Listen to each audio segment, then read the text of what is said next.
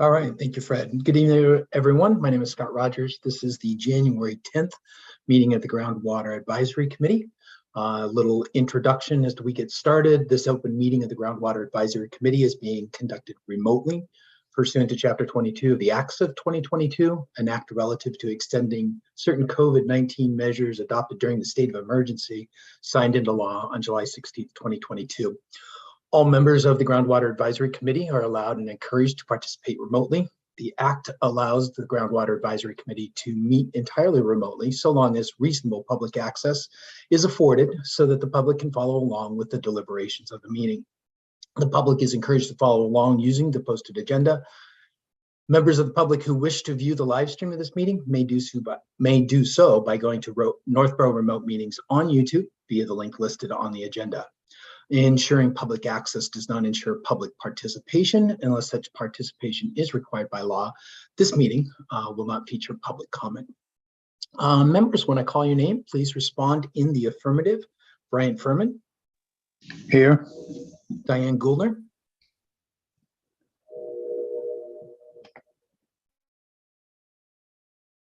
I'll give Diane a chance.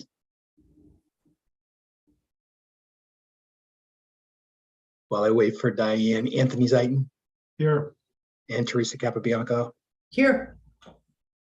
And Diane, if you can hear us and go off mute, just acknowledge you're still there.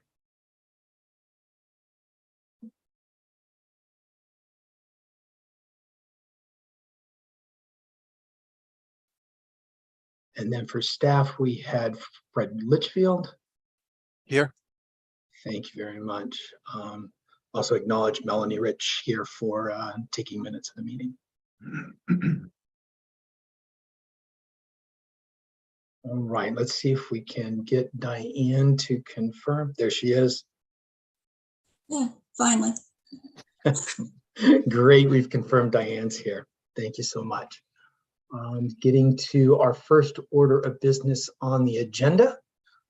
We have Karen Patty and Chris Flood to consider the petition of Artemis Veterinary LLC for a special permit to open a veterinary clinic on the property located at 318 Main Street, that's map 47, parcel 93, in the Groundwater Protection Overlay District Area 3.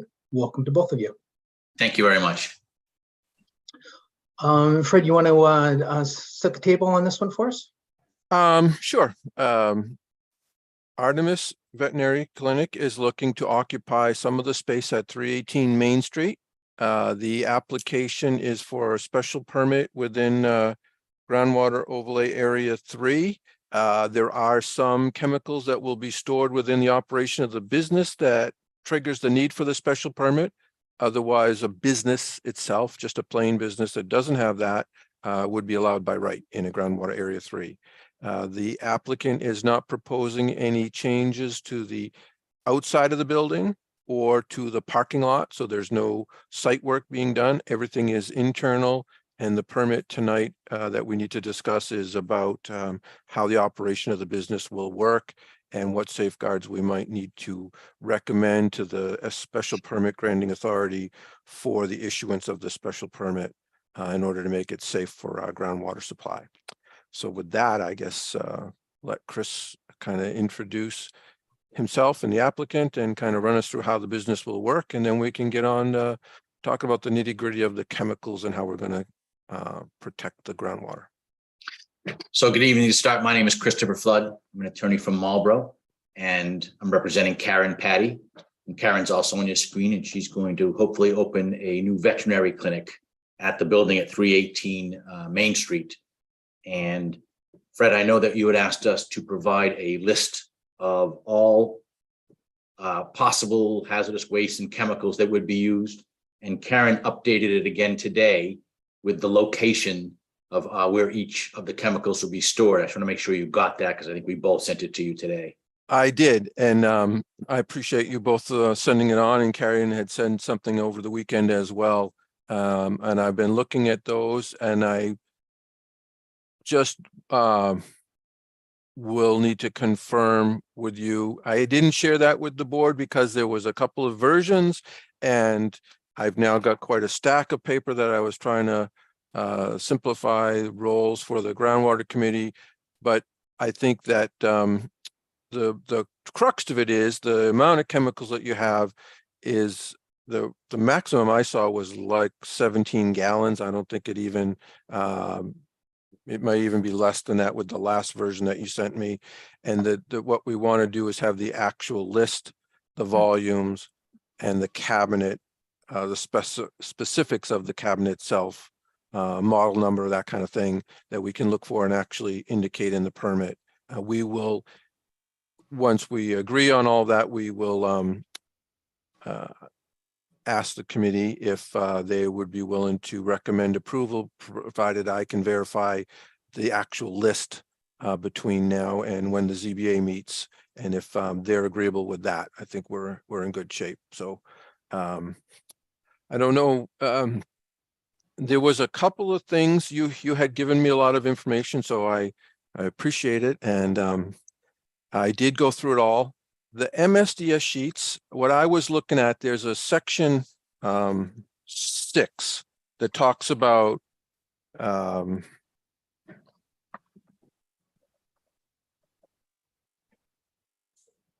accidental release measures. That's the area where I went to decide if something, to recommend whether something should go into a cabinet or was okay to be stored in a closet somewhere without containment. And so I pulled out all the chemicals, all the items that showed something on the section 6 that said something to the effect of, they had a couple of different wordings that they used, but the one that triggered my pause was prevent further leakage or spillage from reaching the drains, sewers, and waterways. Discharge to the environment must be avoided. So if it said that or something to that effect, that's triggered that I put that chemical or that product in a separate pile. And then I tried to match that up with the list that you gave me, and I wasn't able to do that for every one of them. Some of the product names didn't, as someone who doesn't work in the veterinary world, didn't match up when I was doing it. So I will need a little bit of assistance figuring out. I have like 6 or 7 sheets that I couldn't match to something. And Okay. you can How help can I me. We can go through that. I don't think we need to do it at the meeting. I think we can talk a little bit more general about getting together and making sure that list is complete, making sure that the model number on the cabinet is something that we can we know will hold, let's say the number is 17 or 18 gallons, make sure that that cabinet can hold that 17 gallons. Go ahead. So, obviously, this is a list of our liquids. Our largest liquids are going to be distilled water and Tide. Okay, so Yeah. if the MSDS sheets for both of those, and I don't have them, I have them all sorted, but I don't have it readily available at my fingertips. If those MSDS sheets don't show prevent it from spilling into the drain or the waterway, then that doesn't have to be in the cabinet, and then the volume could be less. That's what I want to sit down with you at some point, let's say next week, because I got a couple of things thrown on my lap today. And we can get together, we'll take the list, we'll put it in a Word format, I'll slide it into a letter, and then as long as the committee is amenable to that arrangement, if not, we'll just continue the meeting and we'll come back next month and we'll hash it all out. But I think we're very close. I think the volumes are minimal, the risk is minimal, your floor plan looks to be appropriate laid out. It's not like we're getting large quantities of hazardous chemicals delivered in the parking lot that we have to worry about a big spill. So I think it's pretty straightforward. I guess I'd like to hear from the committee to see if they have any questions or if they're not amenable to that that I've laid out for them. And once the list is created, I will offer to send the letter that I'm going to send to the special permit granting authority back to the committee for comments if they like before it actually goes to the ZBA in this case. If I may interject for a second, Fred. Sure.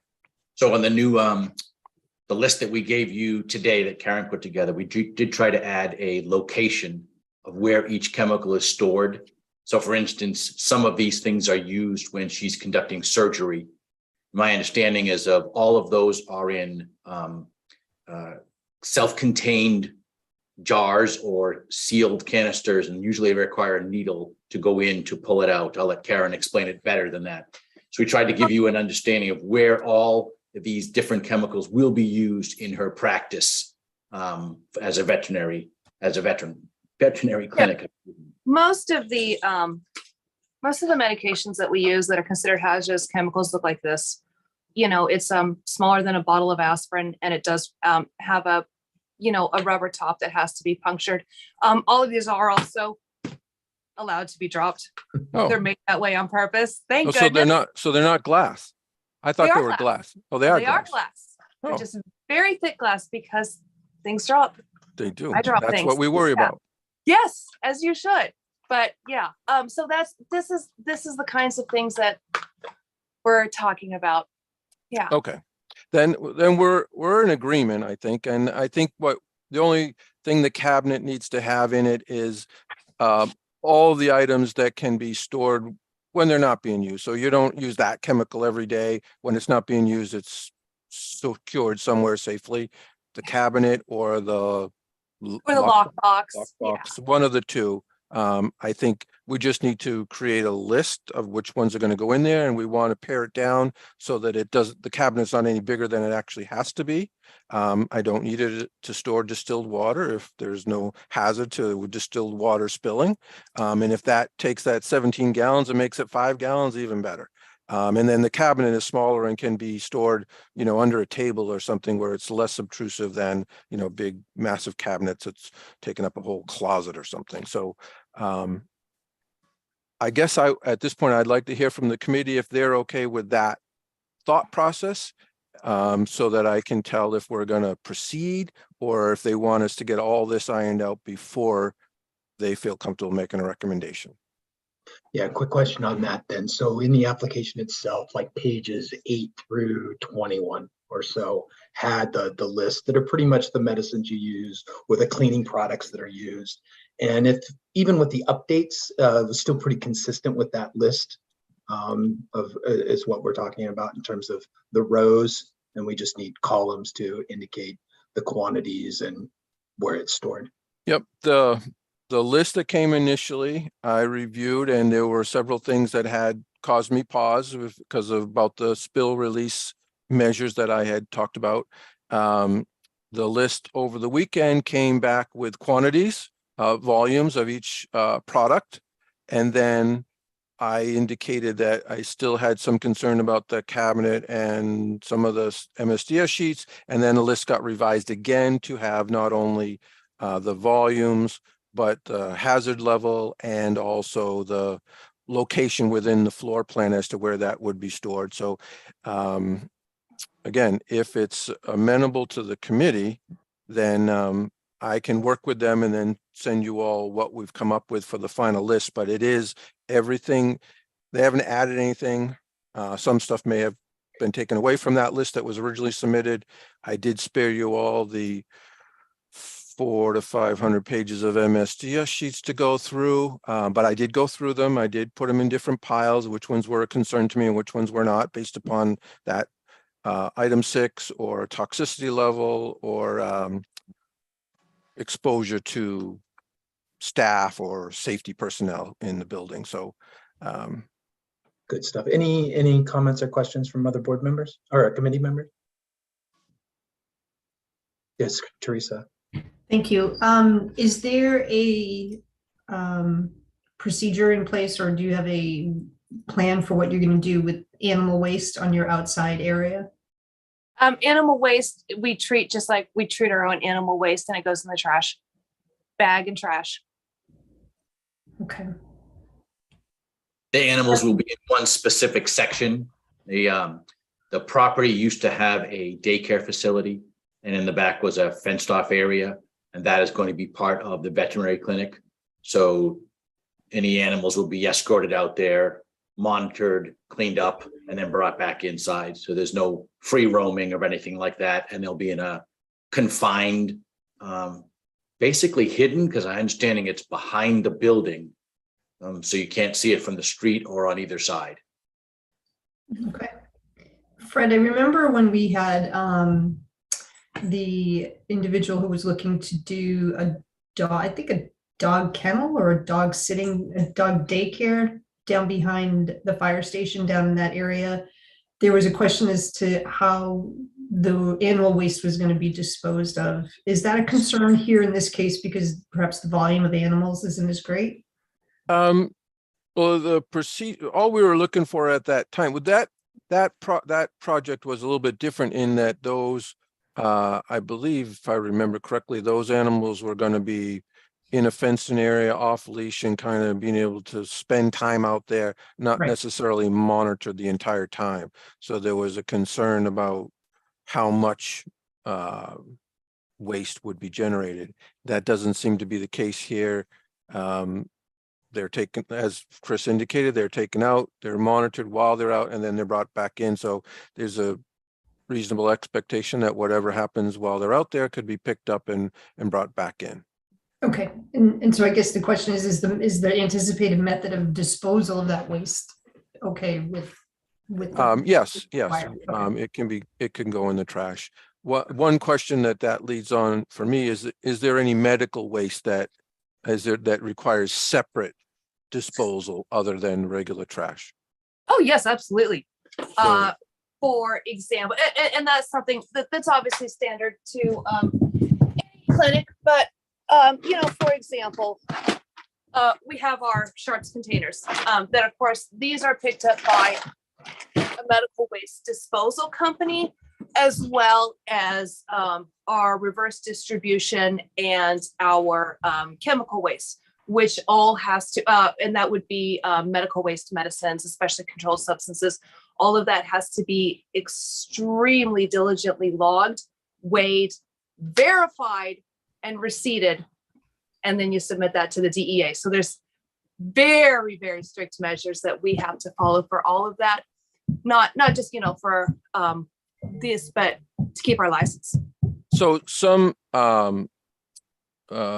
what we would be looking for to confirm all that would be copies of the contract that you might have with that medical waste company that comes and pick it up. I assume it's one company that kind of takes care of various things, or is it multiple?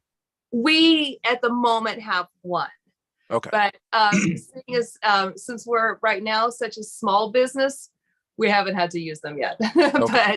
but we do have the Medco. Yes. If you have a contract, then I will ask that you give us a copy so that we know there's somebody licensed to take all this stuff away properly and that it's not just being shipped out the back door. I'm sorry. I thought I sent you a copy of their information. I apologize for that. You know what? I went through a lot of stuff. I may have missed it. Yeah, you did. Okay. I will make sure I point that out in the letter to the ZBA. Did you have any, well, I guess, is there anyone else on the committee who has any questions or concerns about going forward with a recommendation that I verify these items before sending a letter on to the ZBA? Or would you like me to do all that and have them come back to you before going on to the ZBA?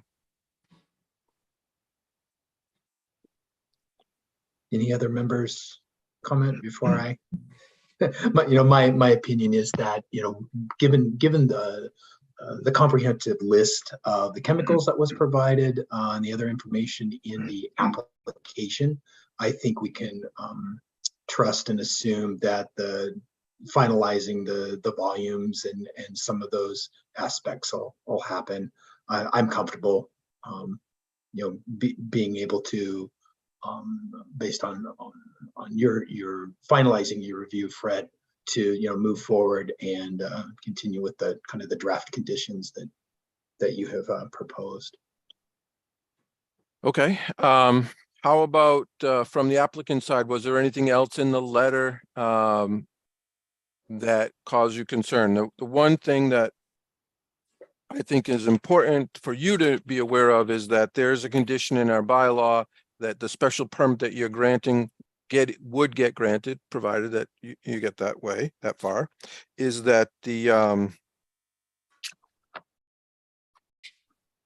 proponent for a building or occupancy permit must demonstrate on an annual basis to the building department and Board of Health that all applicable federal, state, and town of Northborough licenses, permits, and standards for the handling, use, storage, and disposal of any regulated materials have been obtained or met. So that would include whatever conditions the ZBA puts on your special permit. So once a year, you'd have to send a letter to the building and health department, they're in the same office, verifying that you're still in compliance with all of that. So that's really the most important thing beyond the list of chemicals and the cabinet. So as long as that doesn't cause you any angst, I think we are pretty well there. Yeah, so Fred, just for the kind of completeness, there was also from your letter requesting the waiver for the signing by a technically qualified expert, the certification. The applicant did request the waiver, and we just need to, in our recommendation to the ZBA, recommend that they grant the waiver. You can't grant the waiver as an advisory committee, but you can recommend that they do. And again, the volume of chemicals, the fact that nothing's changing in the parking lot, the amount of material that's going to be delivered on a routine basis is minimal. The exposure for a spill in the parking lot and into the drainage system is minimal. So my recommendation to all of you is that you could recommend that and be comfortable if it were granted by the ZBA. And I think that anybody opposed to that? No. No. Yeah, seeing none. So that was the only other item that I hadn't seen that we discussed. There's one other item. It's not an issue. It is something I wanted to point out to you. The box was checked, if you will, is that this site was previously before the Groundwater Committee and the ZBA for a special permit to modify the septic system. And there was a lot of concern about the volume of septic loading on that system and the way it was done. They wanted to increase the size of the septic system beyond what the zoning bylaw allows, and so they installed a nitrogen sensitive system. It was fairly complicated, and there were very specific volumes that the building was limited to. I just want to, and I will point it out in the letter to the zoning board, that the septic loading as a result of the veterinary clinic is still within the limits of the initial special permit that was granted for this property. So in case anyone was recalling that discussion, there was a very set amount of for the septic loading, and they are within that amount. So I neglected to point out that they did satisfy that. It was something that we had talked about prior to the filing. It was in the application. They are well within the limit. Nothing in the original special permit or the previous special permit has to be altered in that respect. Didn't that affect the restaurant at that time more than anything else? The restaurant was the one who wanted to add more seats, and so they needed to expand the septic system. And we were concerned because it's in a groundwater area about the nitrogen from the septic system getting into the groundwater. They installed that fairly complicated drainage septic system in order to offset that extra nitrogen. And as a result, there was a very specific limit. I think it was 9,000 gallons for the entire building. And I had asked the applicant to verify that it currently does not exceed that amount. And they did provide a sheet which was in the application.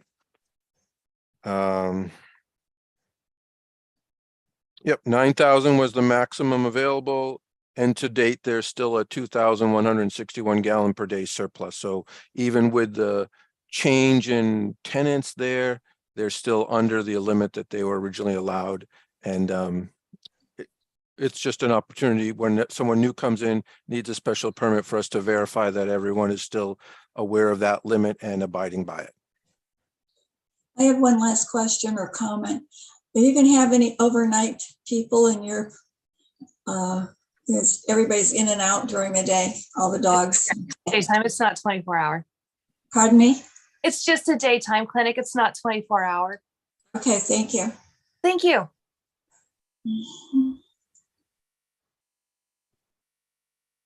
Any other questions from the committee?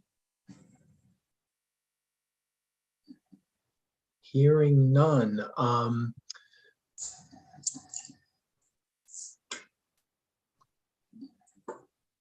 Then Fred, we just need to a motion then to recommend the conditions from your letter be placed should the zoning board of appeals grant the permit. Yeah, I could help with that if you like. Thank you. I guess the motion would be to recommend to the zoning board of appeals approval of this project with the conditions as outlined in my letter, and verification of the actual volume of each of the chemicals to be stored within the cabinet and the items to be stored within the lockbox prior to the meeting. And again, I will work with the applicant, get that list together, send you the pertinent information so you all can see it before it goes to the ZBA. Great. So, okay, entertain that motion. I think Anthony might do a so moved. So moved. And is there a second? Second. Thank you. Seconded by Teresa. It's been moved and seconded. Any further discussion? We have to do a roll call vote. Teresa, how do you vote? Aye. Anthony? Aye. Diane? Aye. And Brian? Aye. Scott is also aye. That is unanimous. Okay, I will be in touch. The town hall's closed on Monday, so I'll be in touch. If you don't hear from me by Tuesday or Wednesday, give me a buzz and we will get together next week, hash out the last couple things. You can explain to me which one of those 6 or 7 chemicals I couldn't put into the matchup against that list that you had that had the it was actually, that was the most helpful. You put it in alphabetical order, which was very helpful, the substances and the location. And so I gave each of those products a number. I took each MSDS sheet and tried to match a number to that chemical. And then I only had maybe 10 that I couldn't match up. So, and I also have those separate into piles of, they're not a problem, those that need to be in the cabinet. And then if you could just help me finalize that, and then we get the actual model number on that cabinet, I think we'll be good to go. I will, as long as the committee is agreeable, I will, in the letter to the ZBA, indicate that the cabinet will be model number ABC or equal, so that if the time comes to get it, you can't get that one, you can get something else that has the same volume of containment. You don't have to search around for one particular one. Fred, when we went to give you the safety data sheets, it turned out that it was about 600 pages. So I'm sorry about that. Yeah. Then we figured that Part a of the list job. that let Karen put together a very comprehensive list, which seemed to minimize the pages and make life a lot easier for both you and us. Well, putting them in alphabetical order made a big help, to be honest, because I can spell, but the pronunciation's off.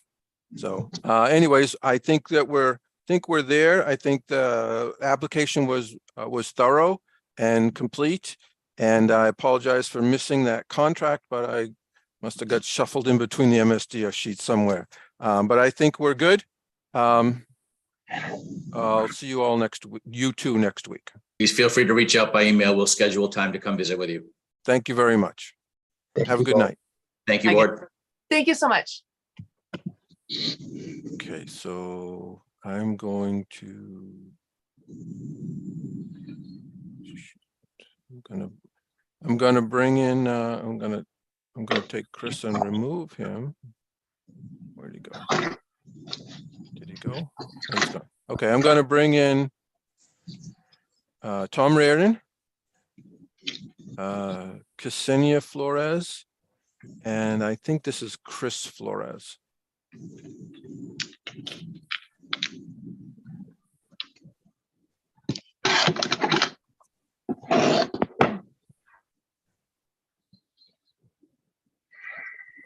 And I'm seeing everybody connect up.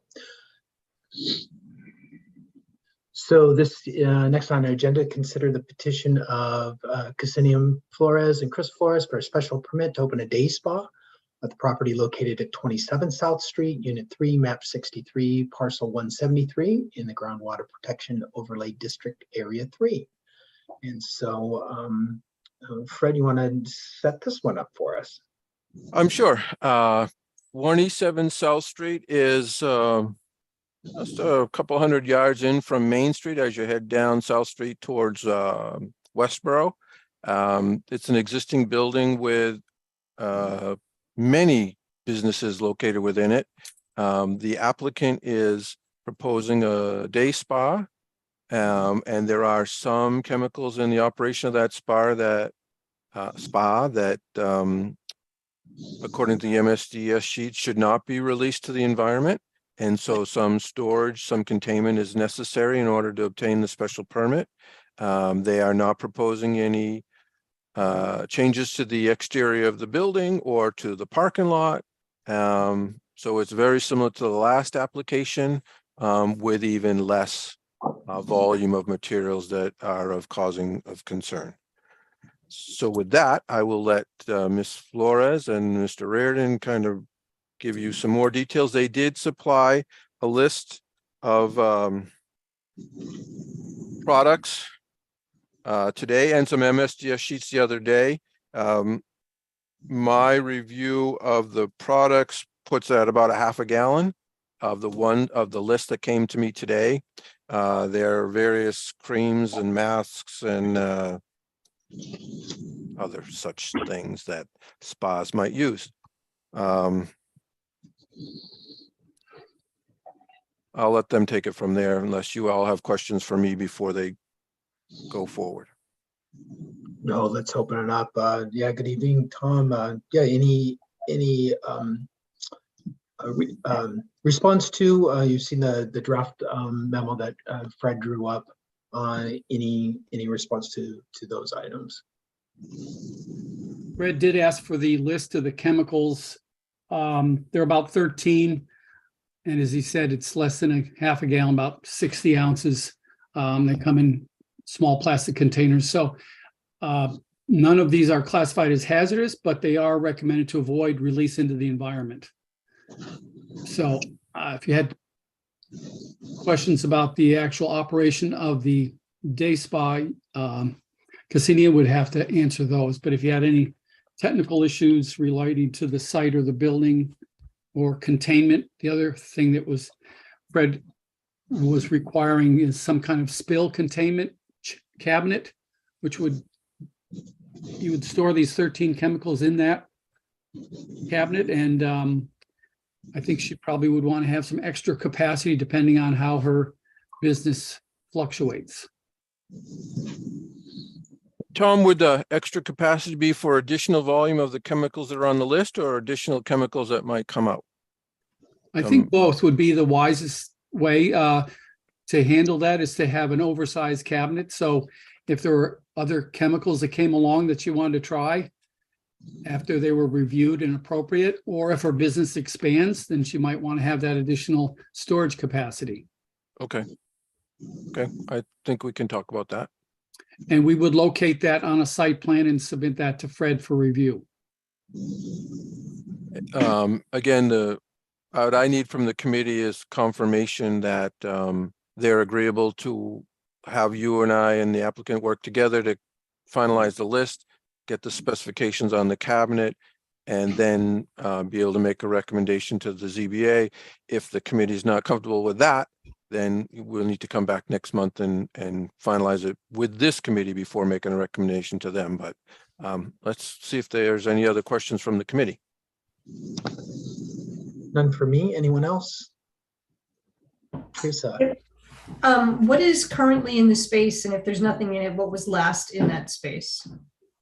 Well, the space is currently vacant, and I believe it was used for professional offices.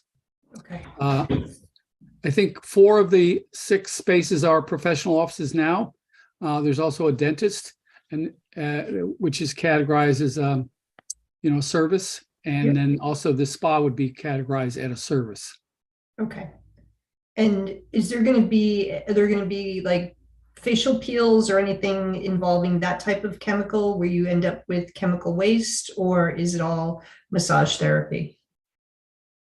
I can't answer that. Maybe Ksenia could respond.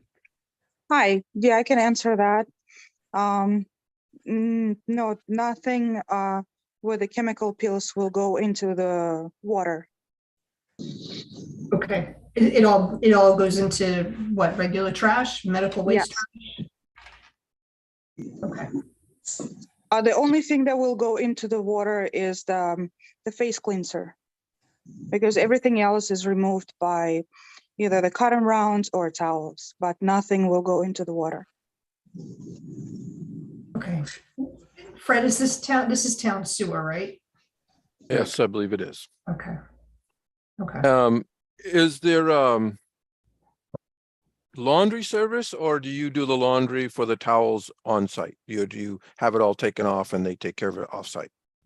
No, there's no laundry, and I'm planning on using disposal. Okay. Okay.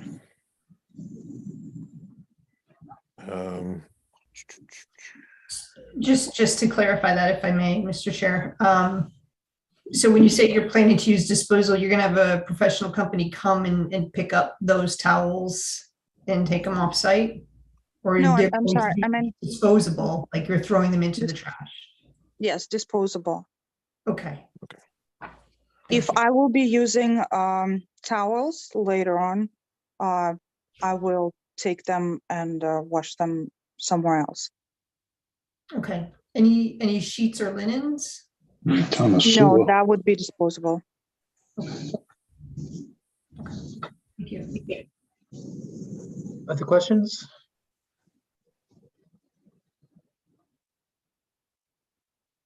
Hearing none. All right, so Fred, similarly, similar conditions as the prior applicant that would be applied to this, given the volumes and the types. I'm comfortable, having you work through the details as this goes forward to the ZBA. The applicant also has requested a waiver on that analysis by a technically qualified expert. And again, it's on town sewer. There are no changes to the exterior of the building or the parking lot. I see no reason why the committee couldn't recommend to the zoning board of appeals that they grant that waiver. Again, the risk hazard here is very low. It's stuff that you put on your body, and hopefully it's not too toxic, and that people will be fine. It seems like I might add a condition that indicates no laundry service on site. So it's either disposable towels or laundry to be taken off site and cleaned somewhere else, so that there's no chance of the chemicals that shouldn't be exposed to the sewer getting drained, put into the sewer system. But again, the MSDS sheets are pretty minor in the hazard level, because it says shouldn't be exposed to the environment. It doesn't say don't put it down the sewer. So I think we're in pretty good shape. Excellent. So I'd entertain a motion to recommend approval of this application with the conditions listed in Fred's letter from January 6th. I would so move and add to that that we add the condition that there be no laundry on site. Thank you. So So moved. second. I may have missed Anthony. Did you do a second on that? I didn't, but second. Sorry, didn't mean to force you through. I saw your box light up and I thought that was a second. Moved by Teresa, seconded by Anthony, a roll call vote. Teresa Aye.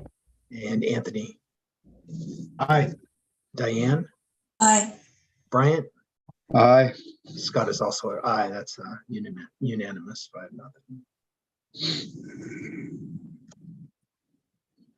Okay, I will talk to you next week, Tom. What I'm looking for is if that list is it, we just match that list against the MSDS sheets, and then we will put together a recommendation to the ZBA with what we talked about. If you have some ideas on that cabinet, the model number that we could specify in the recommendation would be helpful. And as with the previous applicant, we will do an or equals so that in the event it becomes hard to find that one particular cabinet, we find a way to make sure that the wording is broad enough so that you're not limited to one product or one specific item, something that says a reasonable amount of excess storage would be good. Maybe the committee wants to amend their motion to include a maximum not to exceed on that volume. They are proposing a half a gallon and they would like to have room to expand, and I don't want to limit them to a half a gallon, but that's all I have for data. I mean, if we're talking about, increasing it to a gallon, to give them, then that's something that I'd be comfortable putting forward in the conditions that go to the ZBA. Do you Kensia and Tom, do you think that's reasonable? Is a doubling of the volume of items enough for your anticipated business expansion in the future? Or because if you were to go over the amount that they limit you to, you'd have to come back to amend the special permit once it's in there and listed as a condition. So I think Cassina will have to address the volume issue. In the beginning, it will be definitely enough. I'm not sure if we can go a little bigger. That would probably be good. If that's possible, if you guys okay with that. Yeah, I think even if we were to go, 4x and 2 gallons, that's still such low volumes, right? That I don't think we're looking at any risk. And if Fred, could you send me a link to spill containment manufacturers, and we'll come up with a solution.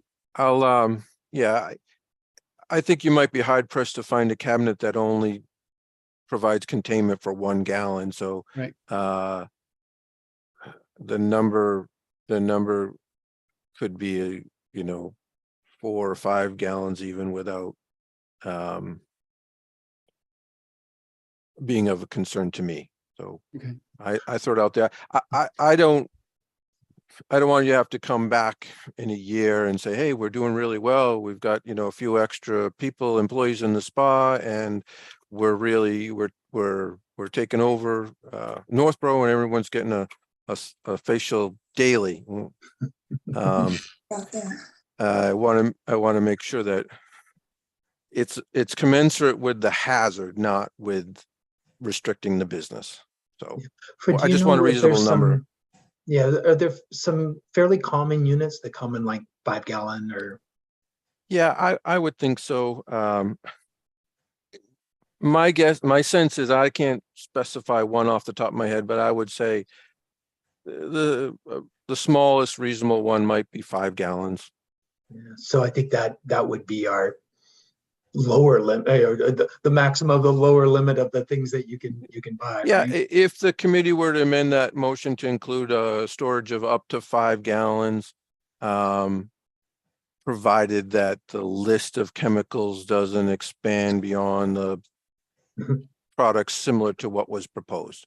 So if there's something of higher hazard or something drastically different, then we would want you to come back and talk to us. But again, they're skincare products. They shouldn't be overly alarming, is my sense. Right, so I entertain a motion to also add to the conditions a maximum volume of 5 gallons. So moved, but just, do we have to do that as a motion to amend the prior motion first and then actually amend it? We probably, yeah, I we think should so. then. Yeah. Okay. All right, sorry, it's occupation. No, it's good. It's good to do it. Can't help myself. All right, so I'd make a motion to amend the prior motion regarding this application. And is there a second? Second. Great, we'll do a roll call. Teresa, Aye. Anthony, Aye. Bryant, Aye.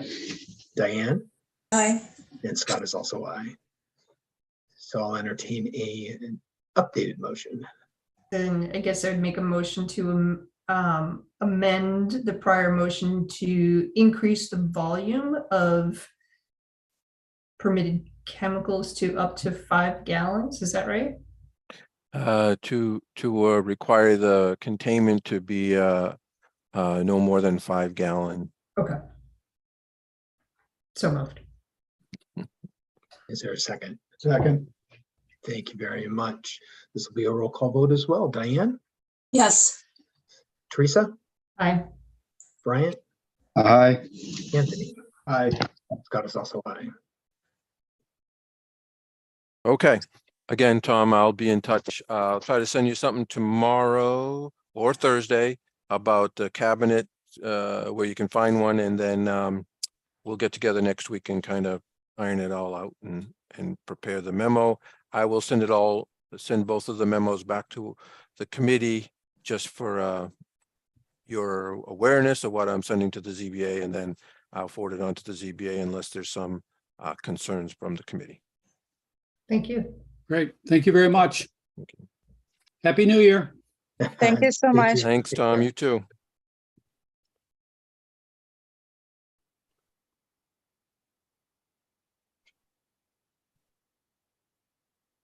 Okay, there's only a couple other things on the agenda. I'm sorry. I can leave, right? Yes, you Or- can. Yes, ma'am. Have a nice night, Cynthia. Thank you so much. Thank you.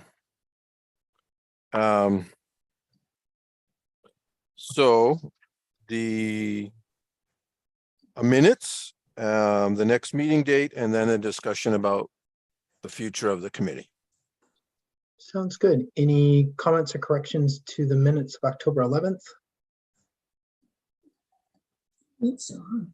Hearing none, I'll entertain a motion for their approval.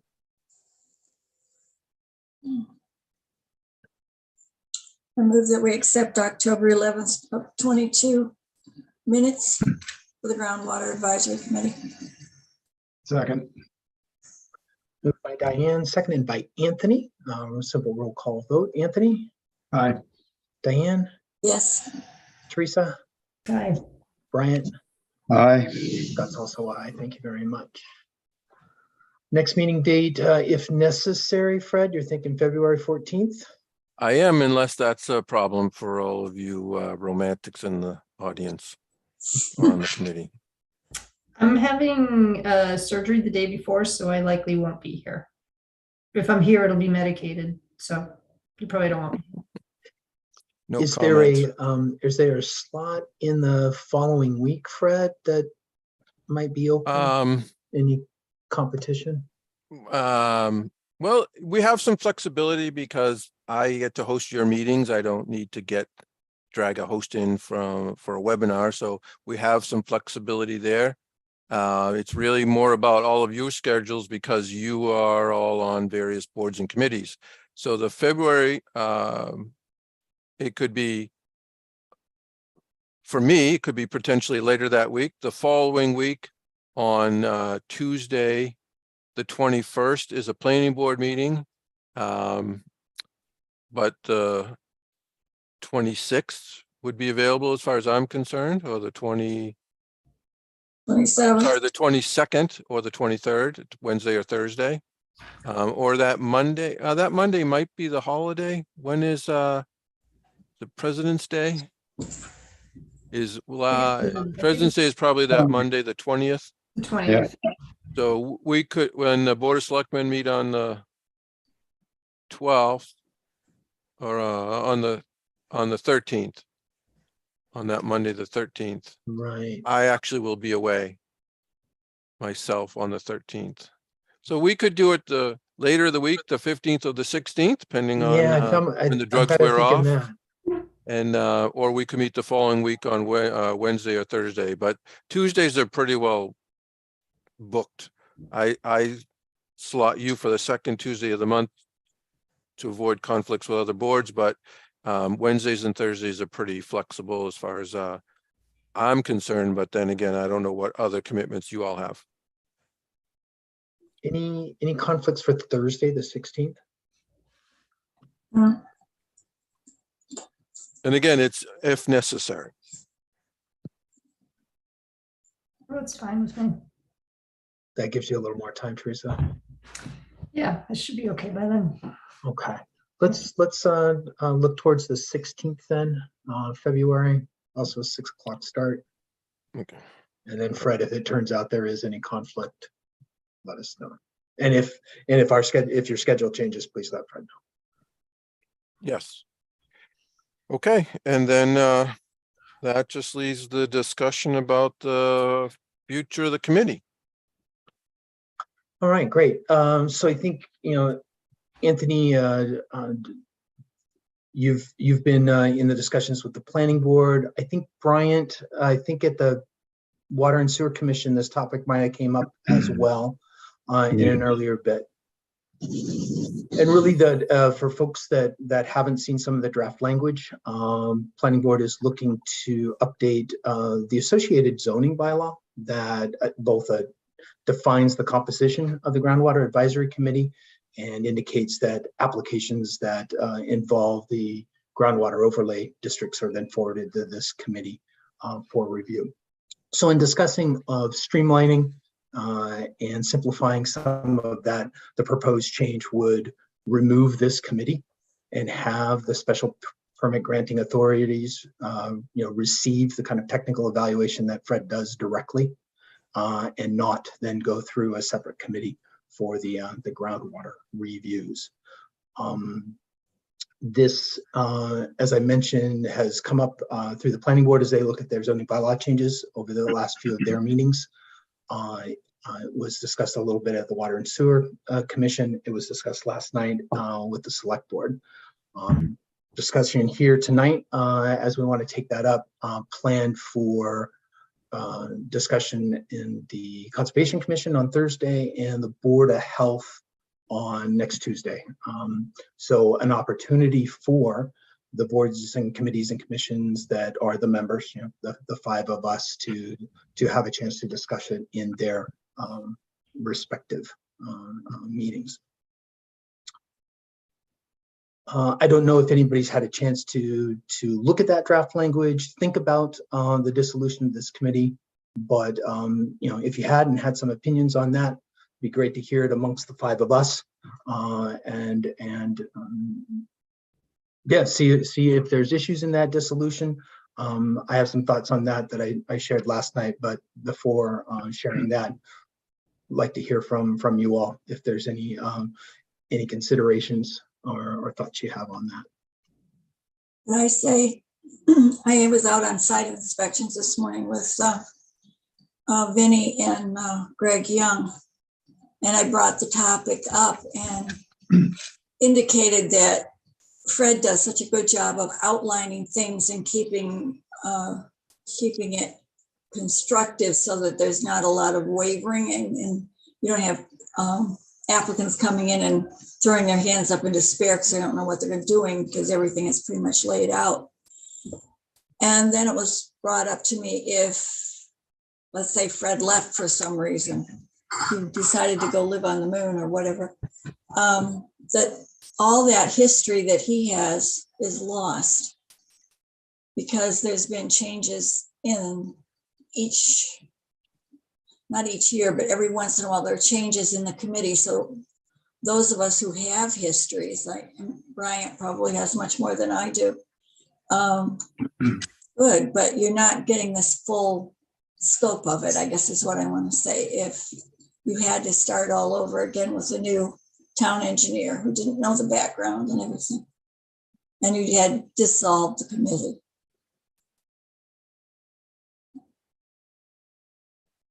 Yeah, thanks, Diane. I think to Anthony, I think kind of the mitigation on some of that too, coming from the planning board, is if there were complex proposals, right? That to enlist technical assistance, peer review type processes, if there's ever a project that couldn't be evaluated by the town engineer. Right. And I think we determined, or the discussion last time was, if Fred felt that it was beyond his technical capabilities, that he would say, yeah, we do a 53G, I believe they call it, where you're going to do a peer review. Some of the other discussions around it is that there's only one other town in the entire state that has a groundwater committee. And it also streamlines the process for the applicants in terms of not having to meet with an additional board. And yeah, that's about it. Yeah, thanks for that. Teresa, you had a comment? I have a couple, actually. So this issue has come up before a couple of times, and it's concerning to me because, one, it puts Fred already has enough to do, and now you're taking the weight of us five and sort of putting that on him as well. I know that we rely on Fred a lot for guidance and how we are managing each application that comes before us. But when I read this memo from Scott Charpentier that was shared with us regarding the basically the legislative history of this board, it made sense to me. And it's kind of what I'd been thinking, is that the town intentionally put together a board consisting of 5 separate disciplines for a reason. And it's because those 5 separate disciplines bring those individual perspectives to each application that comes along. And sometimes I might have nothing to say, but Bryant may have an awful lot to say about that application, and vice versa, based on the discipline that we're representing here on this committee. If this committee is disbanded, those perspectives are gone. And now the town looks to Fred to take care of it. And sure, we can do peer reviews and expert studies in lieu of Fred's review, but honestly, what you're doing is, instead of asking the applicant to come to us for one night, you're asking the applicant now to pay thousands of dollars to an expert to do a review, which I think is unduly burdensome. We already are having trouble getting people to want to come to this town and develop business here. It has become very onerous and burdensome to come into this town. I think we start dismantling committees and giving all the power to 1 or 2 boards, and that's it. I think we're going to have a bigger problem. I think it's really important that these 5 disciplines remain independently represented apart from the special permit granting authority, so that this review that is very specific to our groundwater is done in the most appropriate way. That's it. Brian, any thoughts from your perspective? Well, I have mixed feelings about it.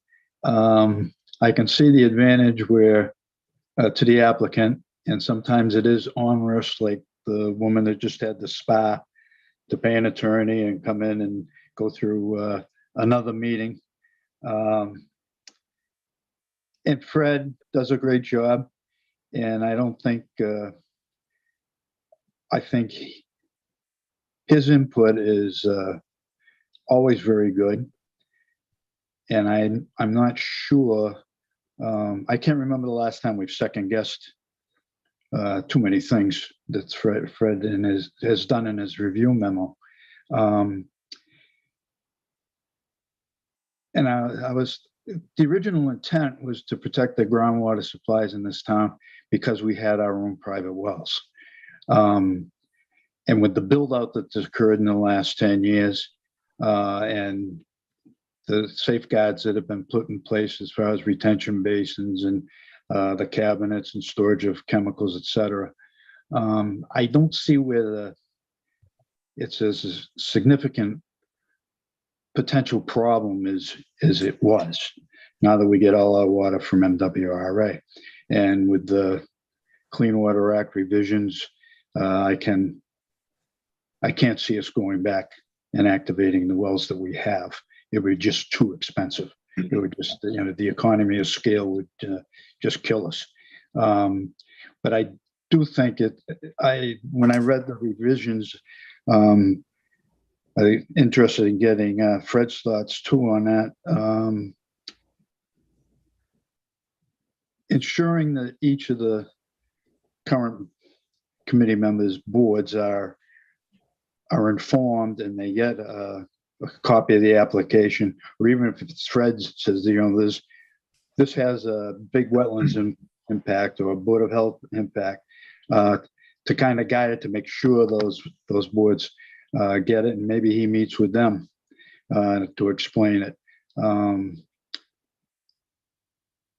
which streamline things a little bit, I think. I mean, Fred puts in a lot of time and on some of these, and like the 500 MSD sheets that he just went through.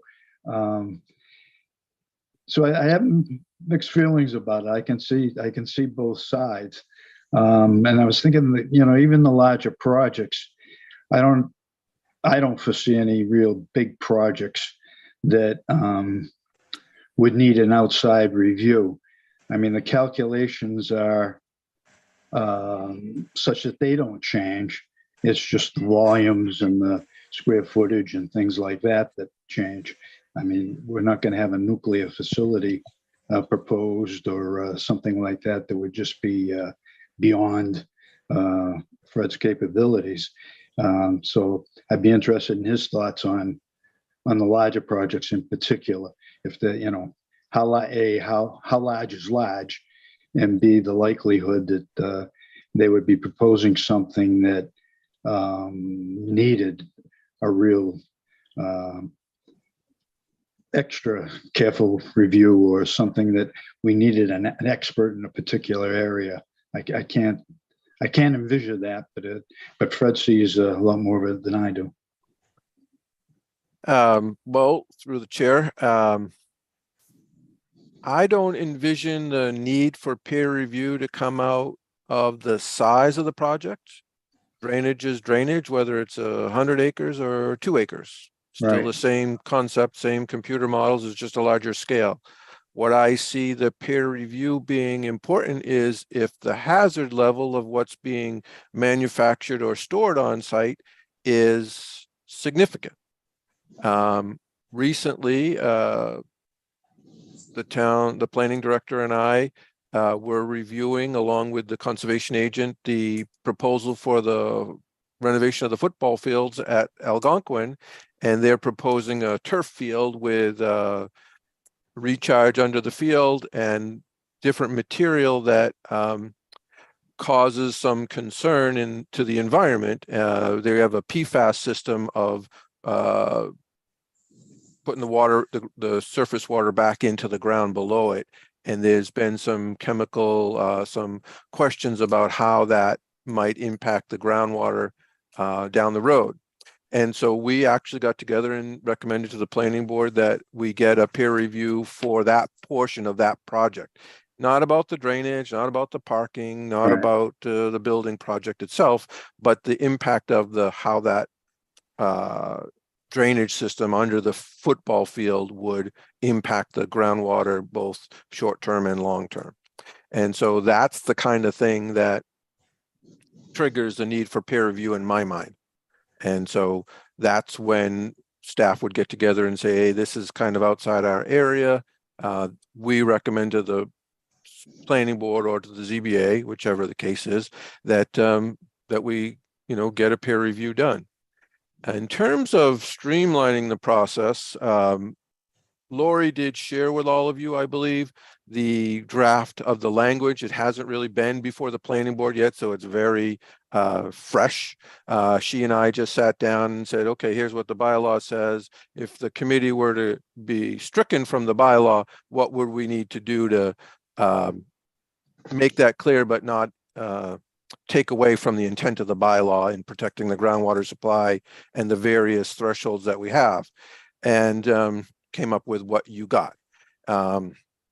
it involves, it currently does. All of your boards and committees get copies of the applications, or the staff person that represents all of you gets them. And how they get distributed to all the members of the board is kind of a topic for discussion going forward, but it'd be the staff person's responsibility to get it to you so that you as a committee, each of your individual committees could decide if you want to have it on it as an agenda item, if you all each want to get a copy of the application and make comments to the special permit granting authority, or if you wanted the applicant to come before you. So then if you take that a little bit further in terms of streamlining, it actually kind of backfires, because each of those 5 committees could then say, we'd like the applicant to come to our meeting and make a presentation. Because it's not my job to present to each of your committees what the applicant is proposing. It's really the applicant's responsibility to make sure that it's clear to people who want to comment on it. Or you could all come to the public hearing that the special permit granting authority is going to hold, and then make your comments known at that public hearing. There's a number of different things that could play out there. I kind of went around your question, so I'm not sure if I got to the answer or not that you're looking for.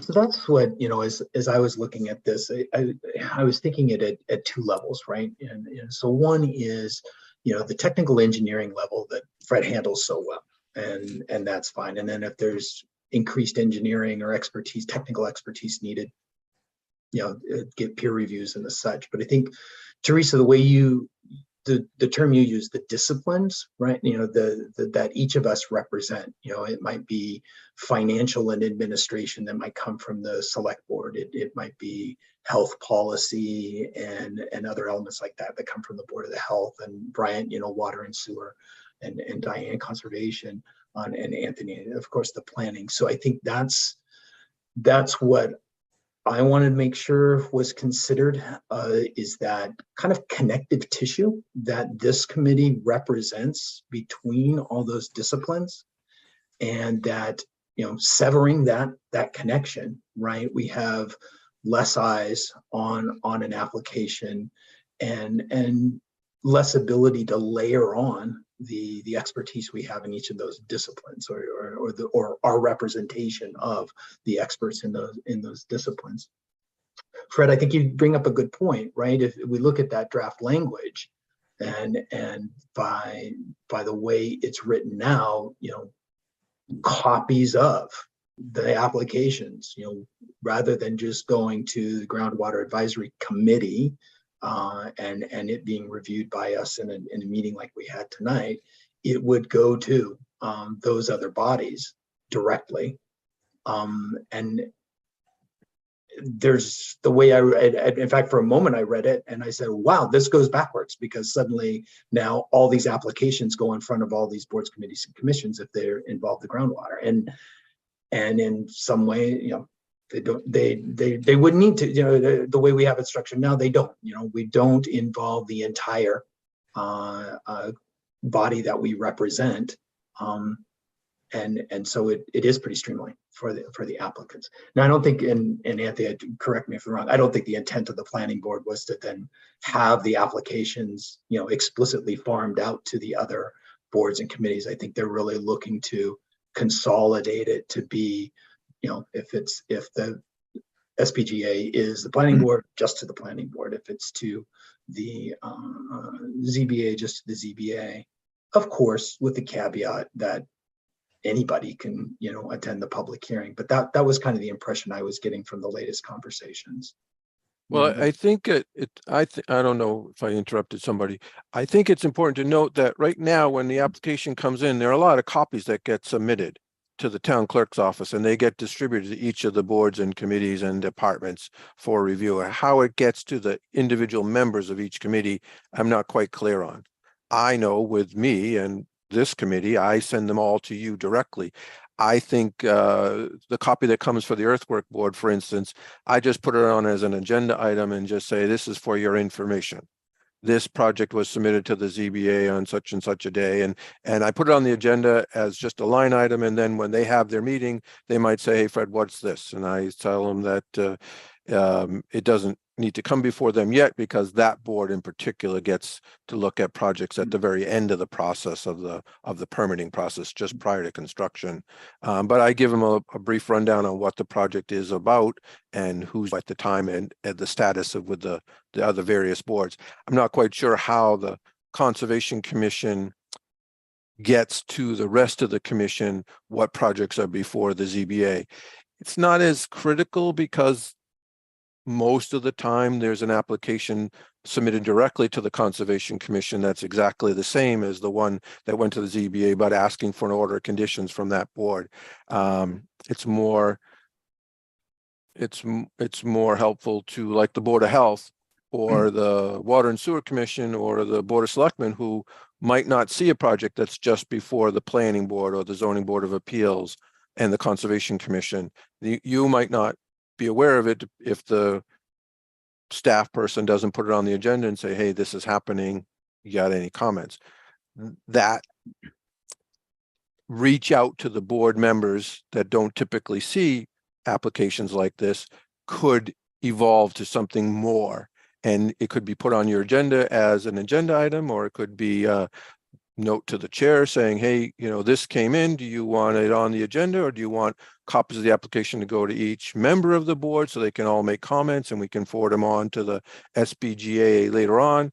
I think the planning board, in the brief discussion we had last meeting, was they wanted to get that, make sure that the members of the groundwater committee and the boards that they represent weren't circumvented. They weren't trying to cut them out. They were trying to eliminate some duplication of effort and some redundancy in the process, where they acknowledge that I do a review letter for you, you look at the review letter, you add some comments, or tell me to send it on to the ZBA or the planning board, or whichever the case, and thought that by eliminating that step, it might streamline the process. So Anthony can chime in if I've overstepped or mis-summarized, but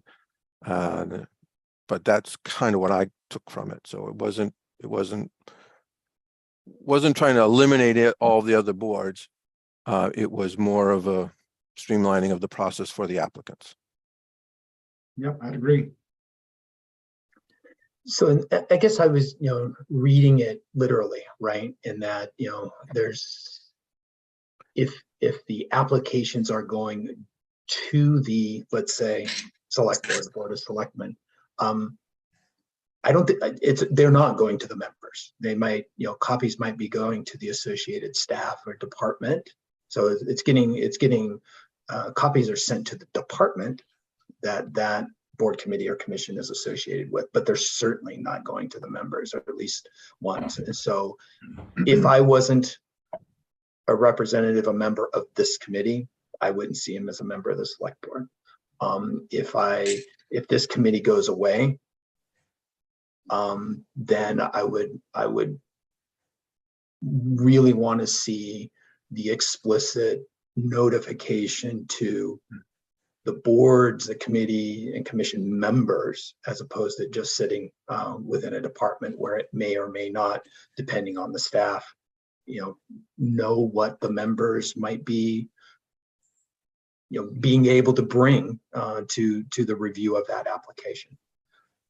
I certainly got the impression that the dissolution of this committee was a way to remove the review of other boards, committees, and commissions. And so that's really what I'm sensitive to, is the severing of the potential to that our disciplines review these applications.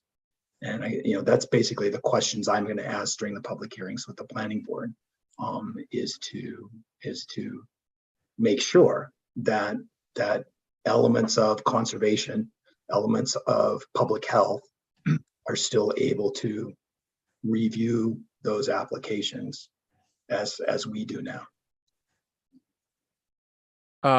Okay, well, first, I want to clarify one thing. I know that Lori sent an email to all of you with the draft language that's going before the planning board on January 17th about the current zoning articles that have been advertised and the public hearing is going to be held.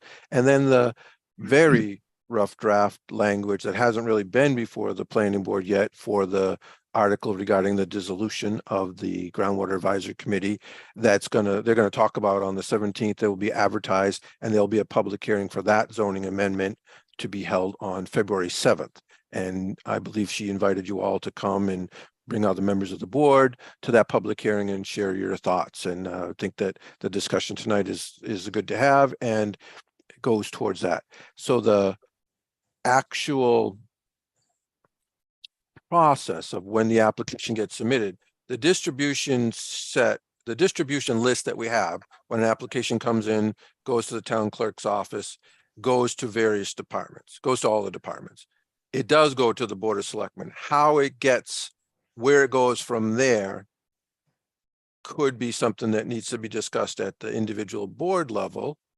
Or it's something that we talk about at the February 7th meeting about making it more explicit in the actual zoning bylaw about what's supposed to happen to it once it gets submitted. You know, does it go to the actual members of the board from the town clerk's office, who is the one who receives the application, or does it just go to the staff person for the selectman, the administrator's office, and then internally the Board of Selectmen needs to direct that person to give them all to you, have some discretion? There's different ways it could be done.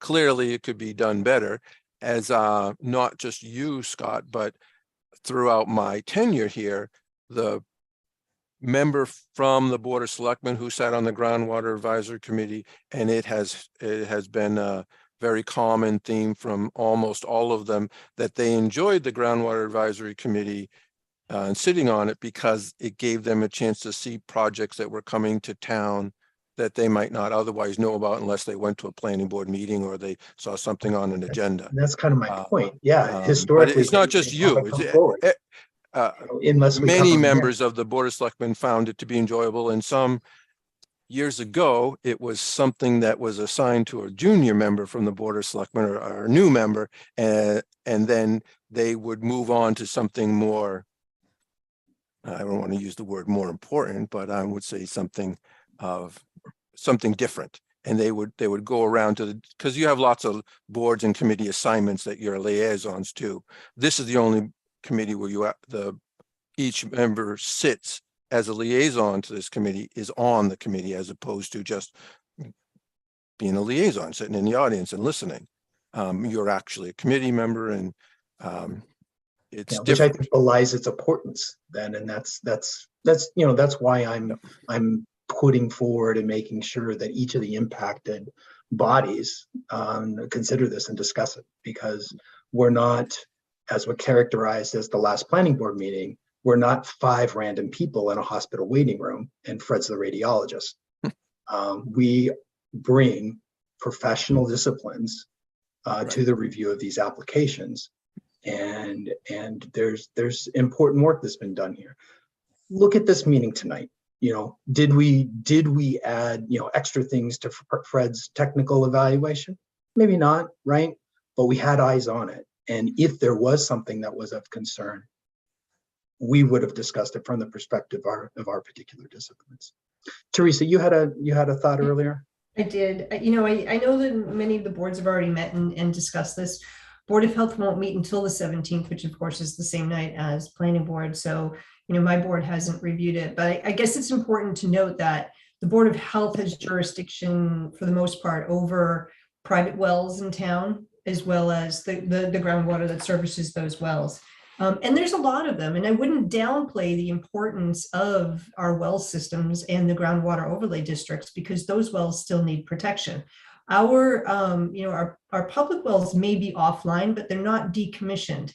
And I will never profess to be an environmentalist and understand, environmental changes in the world, but I look at what's happening in the southwest part of the country and the droughts that they are going through over an accumulation of drought and time. And now so far this winter, we've had a good amount of rain, but the last 2 years we've been in a drought condition where I could see that, if you pass by any of the reservoirs, they're low.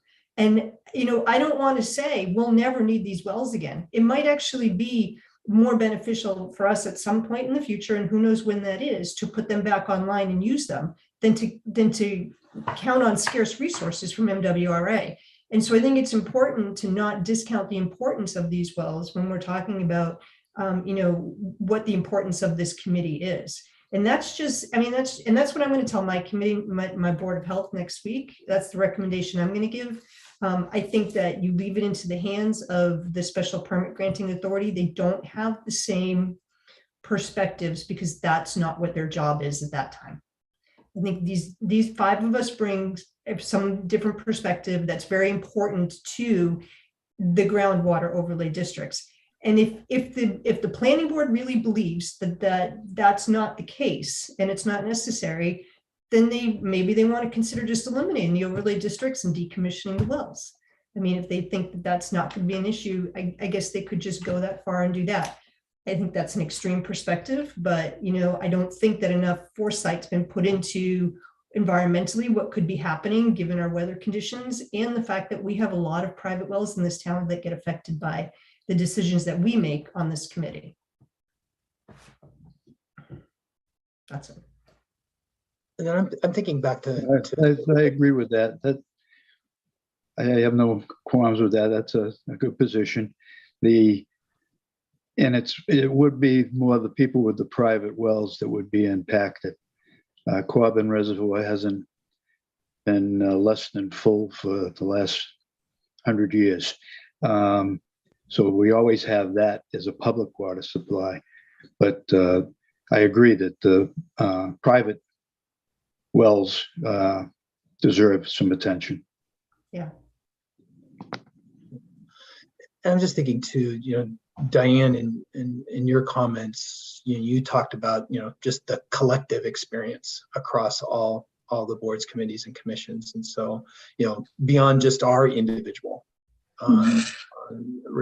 perspective in the disciplines, you're right, Diane, a lot of historical knowledge. If you count up all the members across these different groups, there's quite a bit of experience and knowledge of past projects and sections of town, based on the work that the service that's been performed throughout. So thanks for providing that perspective as well.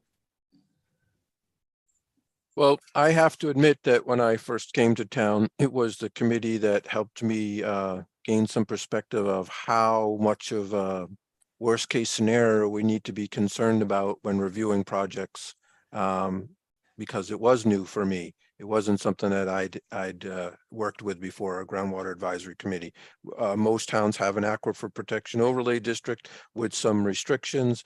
Northborough is a little bit more complicated than most and is a little bit more far reaching about the types of businesses and the limits on impervious cover, all of which is important. And it is the way other communities, I think, are going. Impervious cover is a huge thing with the Clean Water Act, the stormwater mitigation, land disturbance permits that we're being asked to adopt and adhere to by the EPA.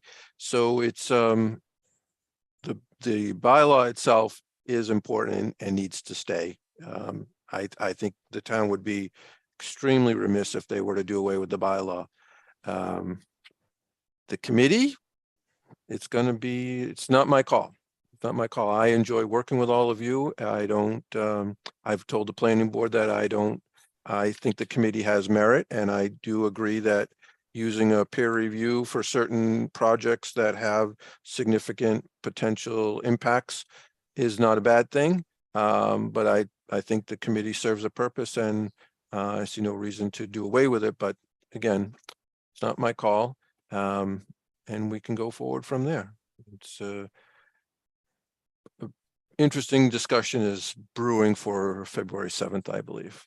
And I think that everyone's concerned, specifically yours, Scott, about how the various other boards get the information and what they do with it is something that we can talk about, whether it's in the bylaw or internally in the procedure from when the application gets submitted, how it gets distributed, who it gets distributed to, how extensive it is spread out. That's certainly something that can be modified to get to everyone. But again, I've always enjoyed working with the Groundwater Committee, and don't have any problem continuing on that way. Is there any future possibility that these, I know all the material that comes in and goes out to each board could be just one piece of material and it's digested by someone who would read it, and then each board could pick it up online? Is that a future possibility maybe? Well, we are getting more and more applications submitted electronically, and the planning board and the staff for the planning board, the town planning director and the staff person is taking that and putting it up on the planning board's page. Much like tonight's meeting where I sent you all the applications, that was just a link to the planning board's page or the ZBA's page, indicating that this is where you can find the stuff, because it saved me quite a bit of work of having to scan it all and put it in a folder and then send it to all of you and worry about the size. If it's posted online, you can go there and look at it without chewing up all the storage on your own personal computer unless you wanted to save it. And then, as always, if somebody sees something online, they can make a request for a paper copy, and then committee members don't get charged, but the residents might for whatever the volume of paper that it might generate. We don't post the 600 pages of MSDS sheets online. But you can Because nobody post wants to look at that. They were there online, and I was able to review them, so Yeah, it was good. But there's a way for that to happen, Diane, to answer your question briefly. Yes, we get them electronically. We're getting them all electronically now for the ZBA and the planning board. I don't know about the Conservation Commission or the Board of Health or the Water and Sewer Commission, if they're getting all their applications submitted electronically or not. I just know that the bigger ones that ultimately I need to review for all of you, able to get it to you that way, which is a help to me and hopefully to you.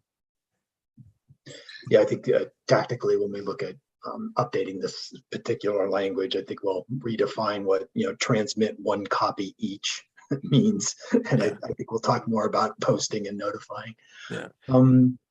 So to close this out, there's some next steps and what happened, but or what happens next. But I want to give everybody a chance for any last comments or thoughts.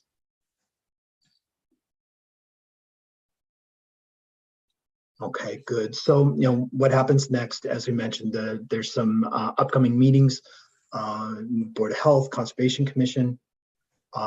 There's then the planned public hearing for the warrant articles that will open later in January, but this particular article will be discussed on the February 7th. And so that'll be the public hearing for that, where individually we can attend. I would say if something comes out of the remaining commission or board meetings, that as a body, some letter, comment, memo to the planning board, that's up to that particular body. But at the moment, it's individual action, unless the remaining board and commission wants to do something as such. I think that's it. Any other business for us tonight, Fred? Nope, I don't have anything. Just thank you all. I will make the I will let you know if I have anything for you to review on February 16th. At this point, I'm not aware of any applications, but the deadline for the February ZBA meeting is not for a couple more weeks. So the planning board, they're pretty wrapped up in right now the high school and then the zoning articles, and I'm not aware of any other major projects coming in the very near future, but we meet with people all the time. Nobody ever tells us exactly when they're going to file until they filed.